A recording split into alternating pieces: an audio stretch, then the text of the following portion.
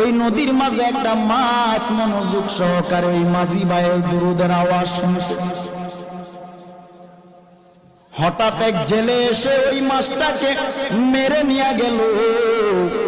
নিয়ে যাওয়ার পর বাজারে নিল, বাজারে নেওয়ার পরে বিক্রি করে। মাছটা মনোযোগ সহকারে নবীর দুরূদ শুনতেছে, আর ওই দিক দিয়া জেলে ভাই মাছটাকে ধরে নিয়ে গেলেন বাজারে বিক্রি করে। হঠাৎ করে আবু বকর বাজারের দিকে গেলেন, বাজারে যাইয়া মাছটা ক্রয় করলেন।